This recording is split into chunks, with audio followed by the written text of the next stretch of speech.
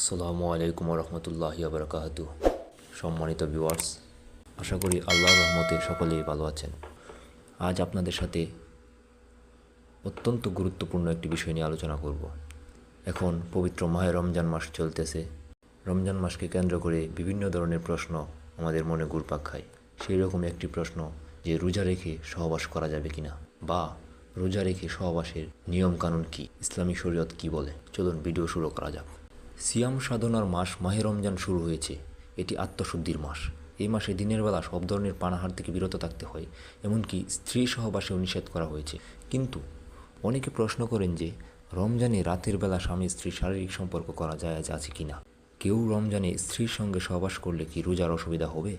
এ বিষয়ে মহান আল্লাহ তাআলা পবিত্র কুরআনের সূরা বাকারার 187 নম্বর আয়াতে ইরশাদ করেছেন, সিয়ামের রাতে তোমাদের জন্য তোমাদের স্ত্রীদের নিকট গমন হালাল করা হয়েছে। তারা তোমাদের জন্য পরিচ্ছদ এবং তোমরা তাদের জন্য পরিচ্ছদ।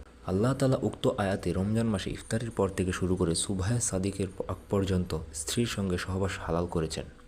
তবে রমজানে সহবাসের ক্ষেত্রে অবশ্যই সাবধান হতে হবে, কেননা রমজান মাসে দিনের বেলা রোজা অবস্থায় যদি কেউ সহবাসে লিপ্ত হয়, তাহলে তার উপর নিম্নলিখিত বিষয়গুলো বর্তাবে। সে গুনাহগার হবে, তার সেদিনের রোজা নষ্ট হয়ে যাবে। সেদিনের বাকি অংশ পানাহার ও যৌন মিলন থেকে বিরত থাকতে হবে। সেদিনের রোজার কাজা করা ওয়াজিব হবে। তো চলুন বন্ধুরা, আমরা সবাই ইসলামিক নিয়ম কানুন মেনে জীবন পরিচালনা করার চেষ্টা করি। আল্লাহ পাক সকলকে সহি বুঝ দান করুক, আমিন। পরবর্তী ভিডিও পাওয়ার আগ পর্যন্ত আশা করি ভালো থাকবেন, সুস্থ থাকবেন। আসসালামু আলাইকুম।